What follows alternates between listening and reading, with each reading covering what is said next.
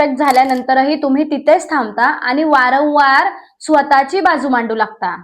जेव्हा तुम्ही न मागता समोरच्याला तुमचा व्हॅल्युएबल वेळ जेव्हा तुम्ही देता, तेव्हा आपोआपच आपली रिस्पेक्ट डाऊन करून घेता. आपल्याला पाण्याची किंमत नसते, कारण पाणी हे नेहमी अवेलेबल असतं आणि म्हणून यू डिझर्व बेटर. तुम्हाला कधी असं होतंय की तुम्ही एखाद्या व्यक्तीसाठी अवेलेबल असता, पण तो व्यक्ती तुम्हाला वारंवार इग्नोर करतो? तुम्ही कॉल करता, बिझी. तुम्ही मेसेज करता, रिप्लाय लेट. तुम्ही काळजी दाखवता, व्हॅल्यू झिरो. आणि सगळ्यात भयंकर गोष्ट काय माहितीये? की एवढं सगळं समोरचा व्यक्ती करूनही आपण त्यांच्यासाठी चांगलंच बनून राहतो. जर असं आहे, तर हा व्हिडिओ तुमच्यासाठी नाही, तर तुमच्यामध्ये झोपलेल्या त्या पॉवरफुल व्यक्तीसाठी आहे, त्या ताकदीसाठी आहे, जे तुमच्या आतमध्ये दडून लपलेले आहे. जे आज मी तुम्हाला आहे ते ऐकल्यानंतर तुम्ही स्वतःला स्वस्त समजणार नाही आणि कोणासाठी असे फ्री होणार नाही. आपल्याला पाण्याची किंमत नसते, कारण पाणी हे नेहमी अवेलेबल असतं. पाणी फ्री मध्ये मिळतं, म्हणून आपण ते वाटेल तेवढं वाया घालवतो आणि वाटेल तसा त्याचा वापर करतो. पण कधी विचार केलाय की पाणी जर आपल्याला मुबलक प्रमाणातच उपलब्ध झालं तर आपली काय अवस्था होईल? तर हीच आहे आपली सुद्धा व्हॅल्यू, की आपण समोरच्याकडे जेव्हा नेहमी अवेलेबल असतो तेव्हा समोरचा व्यक्ती आपली व्हॅल्यू करत नाही. तर याच्यामध्ये पार्ट 1 आहे इग्नोर झाल्याचं दुःख. इग्नोर होणं म्हणजे reply late, call late, message late एवढंच नाही, तर स्वतःच्या अस्तित्वावर संशय घेणं, ओव्हर थिंकिंग, वारंवार स्वतःला गिल्ट फील करवणं, कदाचित मीच दोषी आहे, माझ्याच अपेक्षा जास्त वाढल्या आहेत, असं वारंवार विचार करणं. अशात व्यक्ती स्वतःची स्टँडर्ड हळूहळू कमी करायला लागतो, कारण समोरच्या व्यक्तीला त्रास होऊ नये. आणि इथूनच सुरू होते सगळ्यात मोठी चूक. पार्ट नंबर 2 आहे लोक इग्नोर का करतात. लक्ष देऊ नये का? कारण खूप महत्वाचं आहे.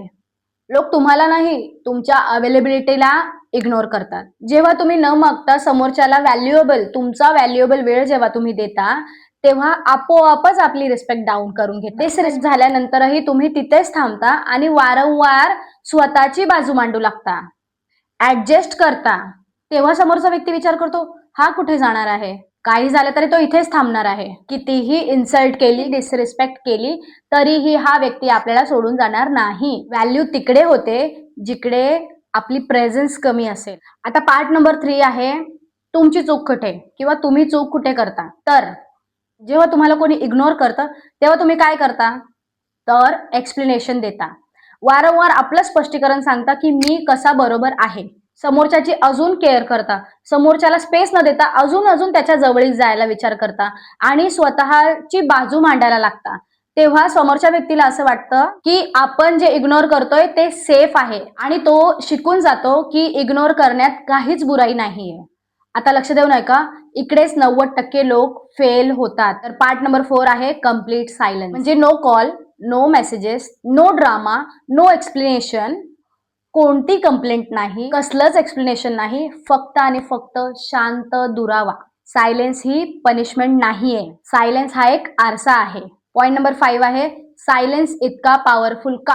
कारण सायलेन्स समोरच्या व्यक्तीला विचार करायला लावतं, कंट्रोल तुमच्या हातात आणतं आणि एनर्जी शिफ्ट करतो. लक्षात ठेवा, ओरडणारा आवाज कमजोर असतो आणि सायलेन्स खूप स्ट्रॉंग.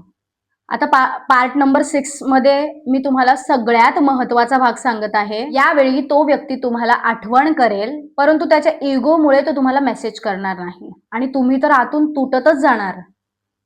पण हीच तर खरी परीक्षा आहे.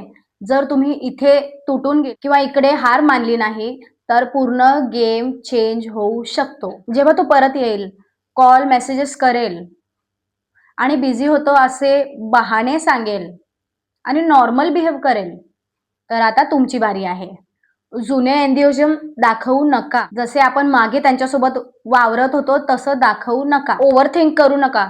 फक्त रिस्पेक्ट, काम आणि बॅलन्स्ड कॉन्व्हर्सेशन इतकंच. नेक्स्ट पार्ट मध्ये आहे सेल्फ रिस्पेक्ट फॉर्म्युला. लक्षात ठेवा, जे तुम्हाला इझिली मिळते त्याची रिस्पेक्ट आपण करत नाही, त्याची व्हॅल्यू आपण करत नाही. म्हणूनच तुमच्या व्हॅल्यूसाठी तुम्ही स्वतः बाउंड्रीज सेट करणं खूप गरजेचं आहे. आता नेक्स्ट पार्ट मध्ये बघूया, जर तो व्यक्ती परतच आला नाही तर जर तो व्यक्ती परत आलाच नाही, जर त्याला तुम्हाला गमावायची भीतीच नाहीये, जर तो तुम्हाला सोडून व्यवस्थित बिनधास्त राहतोय, तर मग खरंच सांगते तो तुम्हाला डिझर्व करत नाही. तुमच्या असण्याने किंवा तुमच्या नसण्याने त्याला काहीच फरक पडणार नाही आणि म्हणून यू डिझर्व बेटर.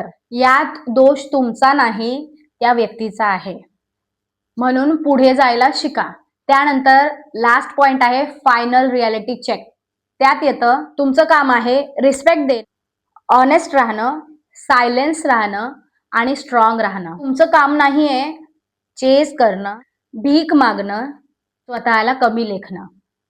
तर या सगळ्या गोष्टी आहेत. जर हा व्हिडिओ तुम्हाला तुमच्या मनाला थोडा तरी लागला असेल तर तुम्ही लक्षात ठेवा की तुम्ही रिप्लेसेबल नाहीयेत. तुम्ही खूप प्राइसलेस आहात, मौल्यवान आहात, प्रिशियस आहात. फक्त गरज आहे ती स्वतःसाठी स्टँड घेण्याची, स्वतःसाठी उभं राहण्याची आणि स्वतःला सिद्ध करण्याची. स्वतःसाठी जगा आणि खुश राहा. नमस्कार, मी सोनेश्वरी बोलते. इथपर्यंत व्हिडिओ पाहिला त्यासाठी मनापासून धन्यवाद. तुम्हाला जर अशाच वेगवेगळ्या विषयांवर व्हिडिओ पाहायचे असतील तर माझ्या सबस्क्राईब करा. व्हिडिओ आवडला असेल तर नक्की लाईक करा आणि हा व्हिडिओ जर तुमच्या मनाला लागला असेल तर सायलेन्स हा शब्द तुम्ही कमेंटमध्ये नक्की लिहा. भेटूया पुन्हा एका अशाच व्हिडिओमध्ये. तोपर्यंत बाय बाय.